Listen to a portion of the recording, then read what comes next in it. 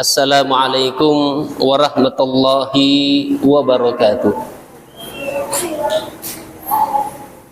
Alhamdulillah, innal hamdalillah nahmaduhu wa nasta'inuhu wa nastaghfiruh wa na'udzu billahi min syururi anfusina wa sayyiati a'malina. Man yahdihillahu fala mudilla lahu wa man yudlil fala hadiyalah. Asyhadu an la ilaha illallah wahdahu la syarika lah wa asyhadu anna Muhammadan abduhu wa rasuluh.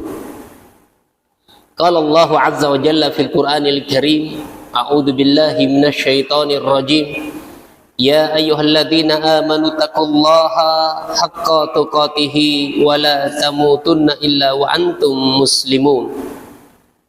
Ya ayuhan nasu taqu rabbakumul ladzi khalaqakum min nafsin wahidah wa khalaqa minha zawjaha wa batha minhuma rijalan katsiran wa nisaa'a wattaqullaha alladzi tasaaluna bihi wal arham innallaha kana 'alaikum raqiba. Ya ayyuhalladzina amanu taqullaha wa qulu qawlan sadida yuslih lakum a'malakum wa yaghfir lakum dhunubakum wa man yuti'illaha wa rasulahu faqad faza fawzan 'azima. Amma ba'du, Allahumma salli ala Muhammad wa ala alihi wa sahbihi wa man tabi'ahum bi ihsanin ila yaumil qiyamah. Saudara dan saudariku kaum muslimin dan muslimah rahimani wa rahimakumullahu jami'an. Semoga Allah Subhanahu wa taala senantiasa terus merahmati dan terus memberkahi kehidupan kita semua. Alhamdulillah, segala puja dan puji hanya milik Allah Subhanahu wa taala, yang terus-menerus kita memuji Allah, membesarkan dan mengagungkan Allah Subhanahu wa taala atas segala nikmat, hidayah dan taufik yang Allah Subhanahu wa taala curahkan dan limpahkan pada diri kita. Terutama nikmat terbesar yang Allah berikan pada kita, nikmat iman, nikmat Islam, nikmat amal soleh, nikmat ketakwaan. Yang kenikmatan ini tidaklah Allah berikan kecuali kepada hamba-hamba pilihan. Berbeda dengan nikmat dunia yang Allah beri orang yang Allah cintai, orang yang Allah tidak cintai. Tapi kenikmatan iman, amal soleh dan istiqomah di atasnya, ini orang-orang yang Allah pilih, yang Allah berikan. Dan kita ketika bersyukur kepada Allah Subhanahu wa taala, semoga digolongkan pada hamba-hambanya yang disebutkan oleh Allah dalam firman-Nya, wa qalilum min ibadiyasy syakur. Dan sedikit sekali dari hamba-hambaku yang bersyukur. Walaupun jumlah manusia yang bersyukur sedikit, tapi itu yang dicintai oleh Allah, semoga kita termasuk di dalamnya. Dan sebaliknya, banyak orang yang tidak bersyukur, dan ini bukan orang-orang yang Allah cintai. Saudara dan saudariku kaum muslimin dan muslimah,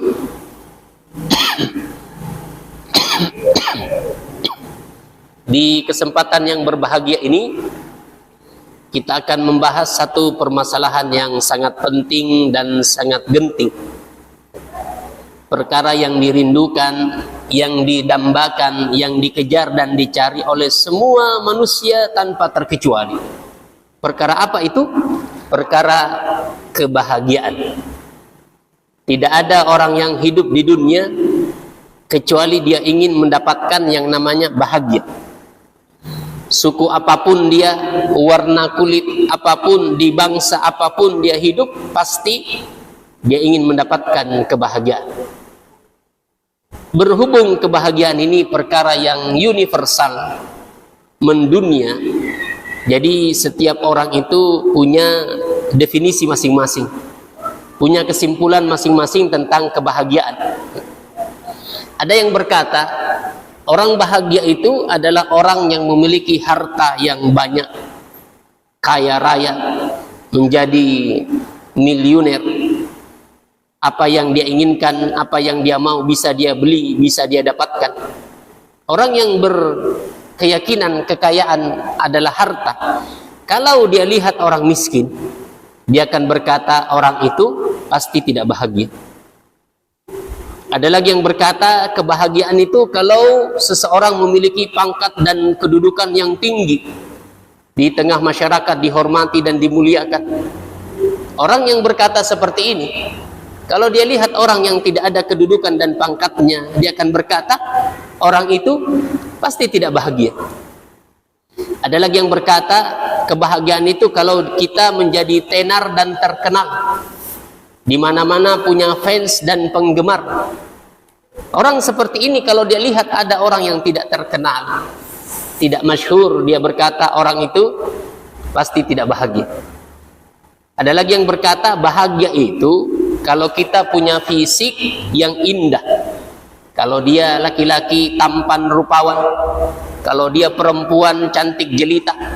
Orang seperti ini, kalau dia lihat orang yang fisiknya tidak indah, dia akan berkata orang itu pasti tidak bahagia. Ada lagi yang berkata bahagia itu kalau kita sehat, tidak ada pantangan, mau makan apa saja, mau kemana saja, tidak ada penyakit. Orang yang berkata bahagia seperti ini kalau dia lihat ada orang yang sakit, bahkan ada orang yang cacat, dia akan berkata orang itu pasti tidak bahagia. Dan masih banyak definisi-definisi yang keluar dari lisan-lisan manusia. Pertanyaan terbesar, Allah dan Rasulnya tidakkah menerangkan siapa manusia yang bahagia? Tidakkah Allah dan Rasul yang menjelaskan apa syarat dan bagaimana kebahagiaan itu? Maka jawabannya tentu dan pasti Allah dan Rasulnya pasti sudah jelaskan. Pasti itu. Tidak mungkin perkara yang di situ manusia memimpikan, mendambakan, mengejar dan mencari, kemudian dibiarkan setiap orang mendefinisikan masing-masing. Allah Subhanahu wa taala di dalam Al-Qur'anul Karim dalam surat An-Nahl ayat ke-97. Ayat ini menjelaskan siapa dan apa syarat manusia mendapatkan kebahagiaan. Di dalam surat An-Nahl ayat ke-97 Allah Subhanahu wa taala berfirman, "Man 'amila shalihan min dzakarin aw unsa wa huwa mu'minun falanuhyiyannahu hayatan thayyibah wa lanajziyannahum ajrahum bi ahsani ma kanu ya'malun." Man 'amila shalihan, siapa yang beramal soleh, melakukan ketaatan, mendekatkan diri kepada Allah, beriman, mengerjakan perintah-perintahnya dan menjauhi larangan-larangannya. Min dzakarin aw unsa, laki-laki atau perempuan. Karena memang manusia Allah ciptakan dua jenis saja, laki-laki atau perempuan. Wa huwa mu'minun, dalam kondisi dia beriman. Jadi amal solehnya itu dilakukan karena panggilan iman. Iman, amal. Apa janji Allah di kehidupan dunia ini? Falanuhyiyannahu hayatan thayyibah. Pasti dan pasti kami jadikan kehidupannya kehidupan bahagia. Kehidupan bahagia, kehidupan thayyib. Ini janji Allah di kehidupan dunia. Falanuhyiyannahu hayatan thayyibah. Kami akan jadikan kehidupannya di dunia kehidupan yang thayyib, kehidupan yang bahagia. Kemudian apa janji Allah di akhirat? Wala najziyannahum ajrahum bi ahsani ma kanu ya'malun. Kami akan balas amalannya di akhirat dengan yang lebih baik dari apa yang dia kerjakan di dunia. Dia beriman, beramal soleh di kehidupan dunia 60 atau 70 tahun sesuai dengan umurnya, dan Allah balas surga. Surga itu kekal abadi selamanya, tidak ada ujung dan akhirnya. Ini lebih baik daripada apa yang kita kerjakan di kehidupan dunia. Jadi konsep kebahagiaan dalam Islam sederhana sekali, dan semua manusia punya peluang yang sama, punya andil yang sama untuk merasakan dan mendapatkan kebahagiaan. Jadi syarat bahagia itu cuma dua saja. Yang pertama beriman, yang kedua beramal soleh. Jadi kalau syarat bahagia itu cuma dua, maka kebahagiaan itu ada di dalam istana yang megah dan juga ada di dalam gubuk yang reot. Jadi kebahagiaan itu ada di fisik yang indah, yang sehat, ada juga di dalam fisik yang cacat dan sakit. Jadi kebahagiaan itu ada di orang-orang yang memiliki pangkat dan jabatan, dan juga kebahagiaan itu ada pada rakyat jelata. Jadi sederhana sekali, dan Allah Subhanahu wa taala Maha Adil. Lahir dari kondisi apa, di suku apa, di bangsa apa, di negara apa, semua punya potensi untuk mendapatkan kebahagiaan yang sama. Orang lahir tidak ada yang berilmu, tidak ada. Semua dalam kondisi jahil. Jadi kita sama-sama start dari titik nol. Orang lahir tidak ada yang sudah memiliki catatan amalan, tidak ada. Semuanya putih, bersih. Dan di dalam agama kita tidak ada dosa-dosa warisan. Kalau ada orang tua yang melakukan dosa, naudzubillah min dzalik, misalnya perzinahan, sehingga lahir anak, itu yang berdosa orang tuanya. Anaknya tidak ada dosanya, putih, bersih. Jadi dalam agama kita kebahagiaan itu sederhana sekali. Siapa yang tidak mampu beriman? Tidak ada manusia yang tidak mampu beriman. Orang beriman itu tidak butuh duit, tidak butuh jabatan, tidak butuh kedudukan. Bahkan orang beriman itu tidak butuh IQ yang tinggi, tidak butuh.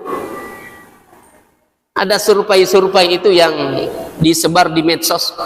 Katanya orang Indonesia ini IQ-nya rendah-rendah.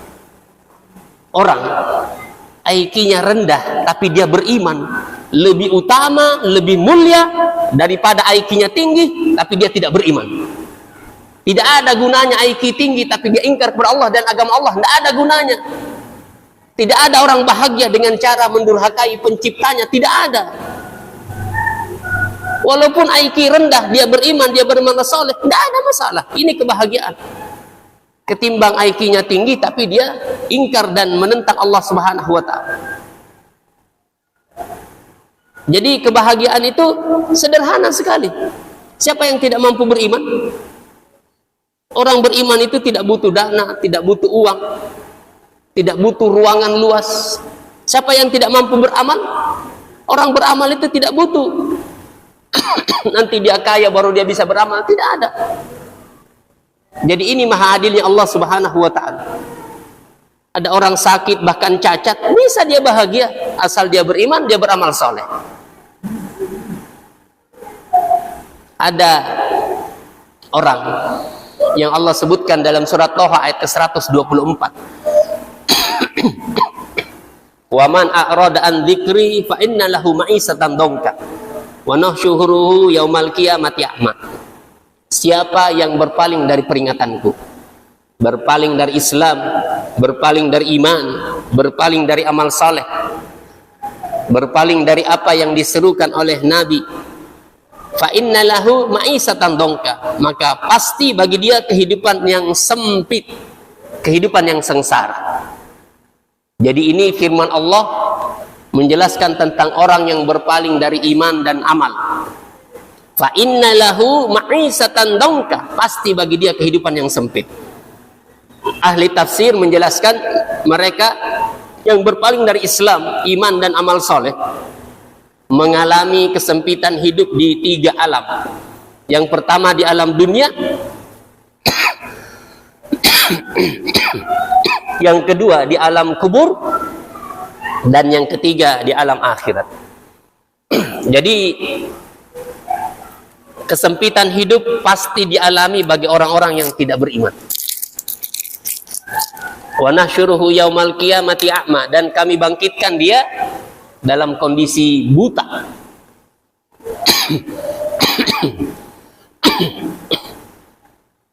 Jadi tidak ada kebahagiaan bagi orang-orang yang tidak beriman dan beramal soleh. Yang pertama, ada orang beriman beramal soleh, ini dijanjikan kebahagiaan. Yang kedua, Ada orang yang jauh dari iman dan amal soleh, ini dijanjikan kesengsaraan. Dan Allah berfirman, fa inna lahu ma'isatan dongka, pasti bagi dia kehidupan yang sempit. Allah tidak berfirman pasti bagi dia kehidupan yang miskin, pasti bagi dia kehidupan yang sakit, pasti bagi dia kehidupan yang tidak punya kedudukan. Allah tidak berfirman seperti itu. Karena ada orang kaya tapi dia tidak beriman. Ada orang yang punya kedudukan jabatan tapi dia tidak beriman. Ada orang yang fisiknya indah tapi dia tidak beriman. Dan Allah firmankan, fa inna lahu ma'isatan dongka. Orang yang berpaling dari Islam dan amal soleh, pasti bagi dia kehidupan yang sempit, kehidupan yang tidak bahagia. Ada hiburan, dia kejar. Setelah lama dia cicipi hiburan itu, bosan, cari lagi hiburan. Ada lagi destinasi wisata yang baru dibuka, ke sana lagi, pergi ke sana berhari-hari, liburan pergi lagi. Lama kelamaan bosan, cari lagi, terus dan terus seperti itu. Apa yang mereka cari? Mereka ingin cari yang namanya kebahagiaan. Di mana sih kebahagiaan itu? Kenapa ketika pertama kali masuk di wilayah itu gembira, bahagia? Kenapa ketika berkali-kali sudah bosan lagi, jenuh lagi? Mana sih kebahagiaan itu? Jadi kadang-kadang mereka diberi kekayaan, fisik yang indah, kesehatan, jabatan, tapi karena berpaling dari Islam, pasti bagi mereka kehidupan yang sempit. Ini orang yang kedua. Orang yang ketiga, orang yang merugi, yang hampir bahagia. Lagi satu langkah lagi dia bahagia, tapi dia lalai. Allah berfirman di dalam surat Al-Munafikun ayat ke-9. Ya ayyuhalladzina amanu, wahai orang-orang yang beriman. Ini panggilan yang paling mulia. Tidak dipanggil wahai orang-orang kaya, wahai orang-orang yang punya jabatan, wahai orang-orang yang cantik dan tampan. Bukan. Dipanggil dengan panggilan termulia, ya ayyuhalladzina amanu. Apa lanjutan ayatnya? La tulhikum amwalukum wala auladukum an dzikrillah. Jangan sampai harta yang kamu cari, anak keturunan yang kamu asuh, yang kamu perhatikan, melalaikan kamu dari berzikir, mengingat Allah. Jadi jangan sampai kerja lalai sholat, lalai belajar, tidak tahu halal haram, tidak tahu mana tauhid, mana syirik, tidak tahu mana yang Allah cintai, mana yang Allah murkai, mana yang Allah ridhoi, mana yang Allah benci. Tidak tahu. Tidak tahu mana perkara-perkara yang di situ menyelamatkan, yang membinasakan, mana ketaatan, mana dosa. Sibuk kerja dan urus anak keturunan. Jadi ini orang beriman yang sudah punya iman. La tulhikum amwalukum wala auladukum an dzikrillah. Jangan sampai yang kamu kejar dari harta, yang kamu sibuk urus anak keturunan, melalaikan kamu dari mengingat Allah. Tidak salat, tidak ibadah, tidak belajar lagi. Kemudian Allah lanjutkan firman-Nya, wa man yaf'al dzalik, siapa yang seperti itu? Sudah punya iman tapi lalai gara-gara harta dan keturunan, faulaika humul khasirun. Merekalah orang-orang yang merugi. Ini vonis abadi. Dimanapun Anda hidup, di zaman apapun Anda lahir, kalau lalai padahal sudah punya iman, Allah berfirman faulaika humul khasirun. Merekalah orang-orang yang merugi.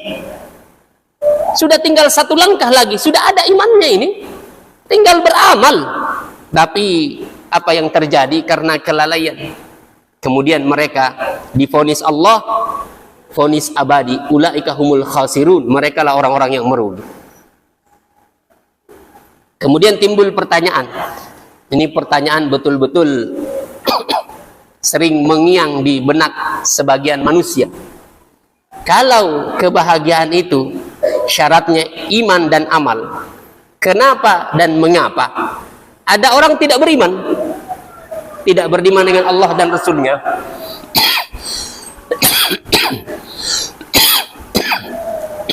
kemudian bergelimang dosa dan maksiat, dilarang tidak terlarang, dicegah tidak tercegah, mau-maunya saja. Kenapa kelihatannya kehidupannya paling bahagia, senyumnya paling indah, kehidupannya paling ceria? Katanya syarat bahagia itu iman dan amal. Kenapa ada orang tidak beriman, tidak beramal, kelihatannya paling bahagia? Maka ini dijawab oleh Al-Imam Ibnul Qayyim dan ulama yang lain. Kalau kamu lihat, ada orang yang tidak beriman, tidak beramal, tapi kelihatannya dia bahagia, maka dia tidak lepas dari dua kemungkinan. Tidak lepas dari dua kemungkinan. Yang pertama, kemungkinan pertama, hatinya sudah mati. Hatinya sudah mati. Hati ini lentera sebab terbesar untuk mendapatkan kebahagiaan. Kalau dia sudah mati, tidak ada bedanya dengan jasad yang mati. Para ulama memberikan perumpamaan dosa dan kemaksiatan, termasuk kesyirikan, kekafiran. Itu perumpamannya seperti racun bagi badan. Ada orang mengkonsumsi racun, tapi setiap hari dia konsumsi, di batas ambang badannya tidak mampu lagi, badan itu akan mati. Racun itu ada yang tidak perlu banyak, 1 tetes, 2 tetes. Kapan yang itu yang dia konsumsi, jasadnya mati. Seperti bisa ular. Ada yang kalau disengat orang, digigit ular, itu hitungan menit langsung mati kalau tidak dapat pertolongan. Jadi perumpamaan maksiat dosa itu seperti racun, dikonsumsi tiap hari, dilakukan tiap hari, sama seperti jasad yang mengkonsumsi racun. Di ambang batasnya dia akan mati. Dan begitu hati. Hati kalau sudah mati seperti jasad yang mati. Jasad yang mati itu mau diapa-apakan dia tidak rasa. Mau dicincang, mau dilindas, mau dibakar, mau dimutilasi, dia tidak rasa. Begitu hatinya orang yang sudah mati. Mestinya dengan dosa ini dia akan merasakan pedih, tapi karena hatinya mati, dia sudah tidak rasa. Para ulama berkata, selain dosa itu seperti racun, dosa juga itu seperti sayatan. Orang kalau badannya sehat, kalau disayat dia akan rasakan pedih dan perih. Seperti itu dosa. Orang kalau imannya sehat, hatinya bagus, kalau dia melakukan dosa, dia sedih itu. Tidak pernah dia bangga dengan dosanya, dia pernah dia merasa hebat dengan dosanya. Itu kalau hatinya bersih dan sehat. Jadi dosa itu seperti sayatan. Setiap melakukan dosa, dia rasa pedih, perih. Tapi orang kalau badannya sudah mati, mau disayat, mau dicincang sekalipun, dia tidak akan rasa. Jadi ini kemungkinan pertama. Jangan tertipu dengan senyum-senyumnya orang-orang yang menentang Allah dan Rasulnya. Jangan tertipu dengan mondar-mandirnya mereka. Dengan tawa dan candanya. Kemungkinan pertama hatinya sudah mati. Itulah para ulama berkata, kadang-kadang jasad yang indah itu adalah kuburan yang berjalan bagi hatinya yang mati. Sebelum nanti tanah menjadi kuburan bagi jasadnya yang mati. Jadi ada orang kita lihat mondar-mandir, gagah, jelita. Padahal ini mayat yang berjalan, sudah tidak ada hatinya sama sekali. Karena hatinya sudah mati. Sebelum nanti tanah yang menjadi kuburan bagi jasadnya kalau sudah mati. Jadi ada orang lalu lalang itu seperti mayat hidup. Sebenarnya sudah mayat dia, karena hatinya sudah tidak ada keimanan di dalamnya. Tapi dia hidup. Ini kondisi pertama. Orang yang kelihatannya hidup, kelihatannya bahagia, padahal sebenarnya hatinya sudah mati. Yang kedua, kalau hatinya belum sampai mati, karena dia masih memiliki keimanan walaupun redup, pastikan bahwa dia dalam kondisi mabuk. Nah ini jarang didengar ini. Mabuk itu dalam agama banyak sekali. Ada mabuk cinta, mabuk asmara, tergila-gila, sampai gila betul gara-gara lawan jenis. Ada yang namanya mabuk jabatan, mabuk kekuasaan. Ada yang namanya mabuk popularitas, mabuk ketenaran. Ada juga yang dia mabuk harta, mabuk duit. Dan masih banyak mabuk-mabuk yang lain. Bukan aja mabuk khamar, mabuk miras, tapi banyak mabuk-mabuk yang lain. Jadi pastikan itu orang bukan orang bahagia, tapi orang lagi mabuk. Dan kadar mabuknya orang itu berbeda-beda. Ada yang mabuknya ringan, masih bagus akalnya. Ketika dia tersentil dosa dan maksiat, masih berfungsi imannya. Ada mabuknya itu berat, tidak terlalu peduli lagi dengan halal haram. Ada yang mabuknya sedang, jadi bermacam-macam. Mau tahu bahwa orang ini lagi mabuk? Coba Anda ambil apa yang menjadi sebab dia mabuk. Coba Anda ambil. Kelihatan bahwa aslinya dia tidak bahagia. Contoh kecil, ada orang mabuk narkoba. Kelihatannya dia happy, senang, ceria. Padahal lagi konsumsi narkoba ini. Coba dihentikan narkobanya, dia akan terlihat sakau. Itulah hakikat dia sebenarnya. Jadi yang selama ini dia happy, senang, senyum, ceria, itu lagi mabuk, itu lagi mabuk. Coba diambil itu, narkobanya dihentikan, langsung terlihat. Begitulah orang. Orang yang gila harta, coba tidak ada hartanya. Kayak orang bodoh-bodoh itu. Coba orang yang mabuk asmara, kemudian ditinggal lari sama lawan jenisnya. Apa yang terjadi? Gila-gila, betul dan gila. Jadi bukan orang bahagia sebenarnya itu. Itu orang mabuk. Allah mengingatkan orang-orang yang mabuk ini dalam satu surat. Alhaakumut takatsur hatta zurtumul maqabir. Ini teguran bagi orang yang mabuk. Berbangga-bangga, berbanyak-banyak harta, keturunan. Karena memang di zaman Nabi itu saja orang suka bangga-banggakan. Karena kehidupan dunia tidak terlalu sehebat sekarang fitnahnya. Jadi yang orang banyak-banyak itu harta, anak, keturunan, itu yang bisa dijadikan kebanggaan. Sampai kapan mereka mabuk? Sampai kapan mereka lalai? Hatta zurtumul maqabir. Sampai mereka masuk ke liang kubur. Dan kalau sadar di alam kubur, itu kesadaran yang sudah tidak ada lagi gunanya. Sudah tidak ada lagi gunanya.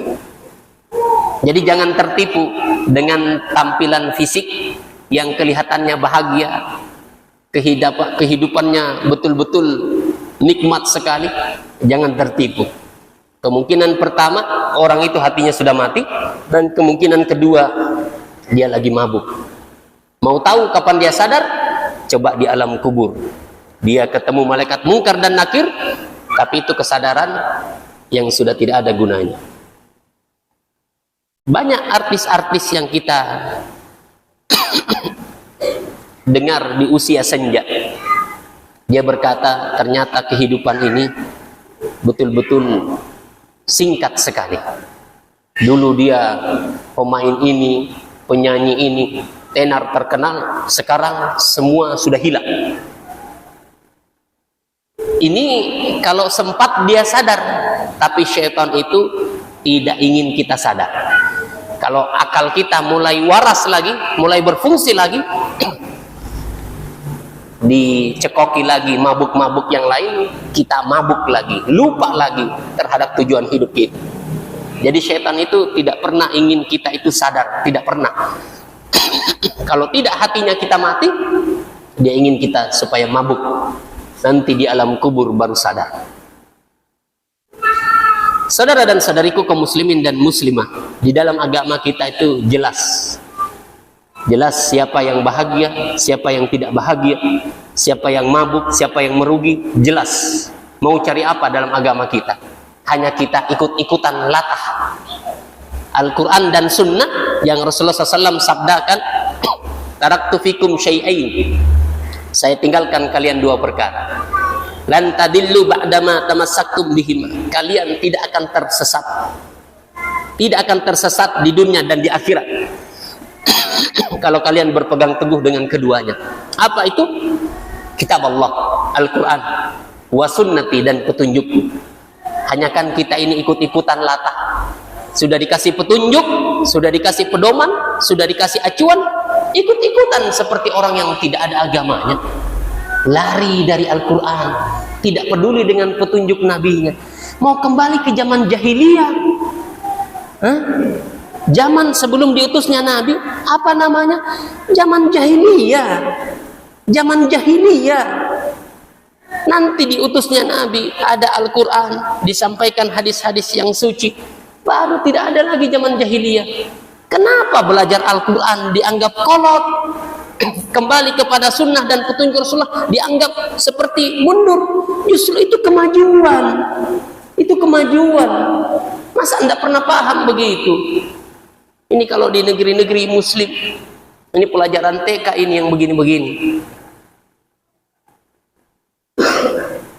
Jadi bagaimana mau bahagia kalau prinsip kebahagiaan itu kita tinggalkan? Bagaimana? Bisa anda curi kebahagiaan datang dari Allah Subhanahu wa taala?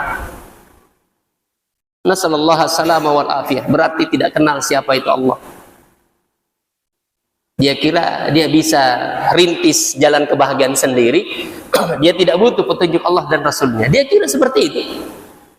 Dia kira dia pintar, akalnya hebat. Dia tahu positif dan negatifnya dirinya, kemudian tidak peduli lagi dengan Allah dan Rasulnya. Ini orang-orang yang tidak tahu diri karena tidak pernah diperkenalkan dengan hidayah. Saudara dan saudariku kaum muslimin dan muslimah, sering kita sampaikan, manusia itu secerdas apapun dia, sepintar apapun dia, setinggi apapun IQ yang dia punya, kalau dia tidak dapat Al-Quran dan hadis, seperti perumpamaannya orang yang punya mata. Matanya sehat, tidak minus, tidak plus, tidak ada katarak, tidak ada glukoma, normal, sehat, tapi tidak dapat cahaya. Bisa apa mata tanpa cahaya? Orang pintar, jenius, cerdas, versi dunia dia kuasai, tidak ada Al-Quran dan Sunnah, mau bisa apa itu? Seperti mata yang sehat tapi tidak ada cahaya. Itulah Al-Quran dikatakan nur, cahaya. Orang punya mata tapi tidak ada cahaya, mau apa? Mau kerja apa? Mau berbuat apa? Begitu perumpamaannya. Jadi jangan berbangga dengan akal-akalan, tetapi meninggalkan wahyu ilahi. Sekarang, siapa sih manusia yang bahagia itu? Setiap hari kita minta kepada Allah minimal 17 kali. Ihdinas siratal mustaqim. Ya Allah, berilah saya hidayah, petunjuk siratal mustaqim, kepada jalan yang lurus. Ini yang kita minta tiap hari di dalam salat kita. Siratal ladzina an'amta alaihim, yaitu jalan orang-orang an'amta alaihim, orang-orang yang telah engkau beri nikmat. Ini orang-orang bahagia. An'amta, yang telah Allah beri nikmat. Orang yang Allah hidupkan diberi nikmat, pasti hidupnya bergelimang nikmat. Pasti, karena pemberi nikmat, pemilik nikmat, an'amta, telah memberikan kepada mereka nikmat. Ini penafsirannya kata para ulama ada dalam surat An-Nisa ayat 69. Orang yang an'amta alaihim, yang Allah beri nikmat itu ada 4 golongan. Yang pertama, minan nabiyyin, dari kalangan para nabi. Jadi para nabi itu manusia yang paling bahagia hidupnya, paling bahagia. Walaupun mereka ada yang miskin, ada yang sakit, bahkan ada yang terbunuh oleh umatnya, tapi mereka hidupnya paling bahagia. Karena pemilik nikmat itu berfirman, an'amta alaihim, orang-orang yang sudah engkau beri nikmat, yaitu golongan para nabi. Jadi nabi itu tidak ada hidupnya tidak bahagia. Nabi siapa yang tidak bahagia? Tidak ada. Karena mereka lah contoh teladan dari iman dan amal. Ini yang kita minta. Ya Allah, beri saya hidayah ke jalan yang lurus, yaitu jalan orang-orang yang telah engkau beri nikmat. Ini manusia-manusia yang paling bahagia, bergelimang nikmat. Yang kedua, siddiqin, orang-orang yang jujur keimanannya. Betul-betul tidak ada kebimbangan, tidak ada keraguan, dan tidak ada perkara-perkara yang di situ menodai keimanannya kepada Allah. Yang ketiga, asyuhada, orang-orang yang mengorbankan jasadnya untuk membela kebenaran dari keimanan yang mereka yakini. Dan yang terakhir, as-salihin, orang-orang yang beramal saleh di atas ilmu yang diajarkan oleh Allah dan Rasulnya. Itu manusia yang paling bahagia. Jadi itulah orang yang tidak salat tidak mungkin bahagia. Tidak mungkin. Tidak ada sejarahnya orang tidak salat dia bahagia. Tidak mungkin. Lihat kehidupan mereka berpindah dari satu ke dua ke tiga. Apa yang mereka cari? Mereka cari bahagia. Tidak ada mereka dapatkan kebahagiaan. Tapi buktinya Ustadz kaya. Betul kaya. Buktinya fisiknya indah. Betul. Buktinya tenar dan terkenal. Betul. Karena Allah berfirman, wa nahsyuruhu fa inna lahu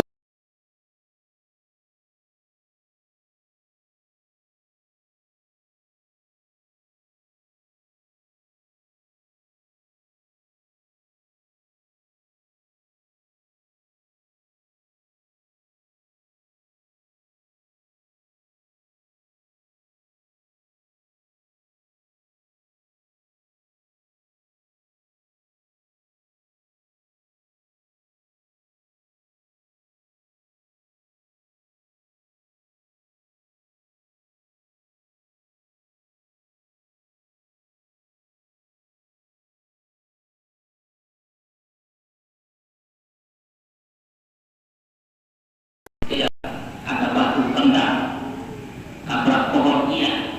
Nanti kalau dia sadar, kakinya luka, kepalanya bentuk, dia rasa sakit. Tapi kalau orang lagi mabuk, tidak rasa apa-apa mabuk itu. Berkelahi sampai benjol-benjol, tidak rasa. Nanti sudah hilang pengalaman pohon, sakit semua badan. Nah begitu perumpamaan. Jadi jangan tertipu. Tidak mungkin Allah dan Rasulnya membiarkan anda berkelana mencari kebahagiaan sendiri.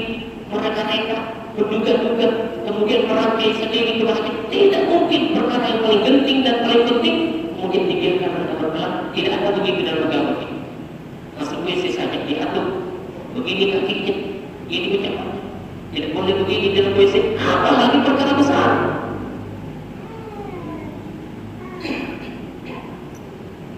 Jadi Nabi kita bersabda, inna awal ma'ikasabil abdu yawmul qiyamah shalah. Perkara yang pertama kali dihisab di hari kiamat nanti adalah salat. Jika salat akan apa? Kalau salatnya bagus, tentu dia telah beruntung dan selamat. Jika fasad, kalau salatnya rusak, maka dapat bahwa fasad, tentu dia telah merugi dan menyesal. Ini juga dijadikan dalil para ulama bahwa orang yang tidak salat tidak ada amalnya yang Allah terima. Tidak. Mau birrul walidain, berbuat bakti orang tua, mau akhlaknya mulia, mau dia dermawan, mau dia orangnya super, pandai bergaul, menyenangkan tetangga. Kalau tidak sholat, tidak ada yang Allah terima dari Allah. Kenapa? Karena akhlaknya terhadap manusia luar biasa, tapi akhlaknya kepada Allah luar biasa. Apakah masalah anda? Kenapa tidak mau sujud? Apa masalah anda dengan Tuhan anda kapan? Satu hari, sehari semalam cuma 5 waktu. Cuma 5 waktu. Satu waktu kalau kita sholat kurang lebih 10 menit, berarti 5 waktu 50 menit. Tidak sampai 1 jam. Tidak sampai 1 jam. Kita dikasih waktu sehari semalam 24 jam. Tidak sampai 1/10 waktu kita pakai untuk sujud. Tidak juga dia sujud. Ada masalah apa anda dengan Tuhan anda? Ya baiklah kamu sama Tuhanmu. Kenapa tidak mau sujud? Iblis kata Allah alaih terusir. Dan Allah tulis dua kali menangkap diri. Gara-gara diperintah sujud menghormat kepada siapa? Para nabi. Aba wastakbar. Keingkat dan dia bersombong diri. Wakana menangkap. Jadi iblis itu ibadahnya luar biasa sampai bisa beribadah bersama malaikat ribuan tahun di langit pertama, langit kedua, langit ketiga. perintah Allah, dia membangkang.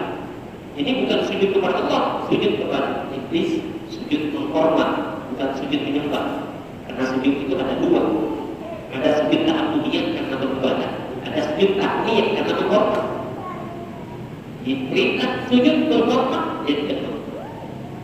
Wa kana minal kafirin. Jadi masalah apa? Seorang hamba sehari semalam yang wajib cuma 5 waktu, kenapa dia tidak bisa sujud? Coba tanya, akhlaknya kepada keluarganya, istri anak betul-betul mengayomi, melindungi, bahkan romantis, itu tidak ada gunanya. Kalau akhlaknya kepada Allah dia berhormat.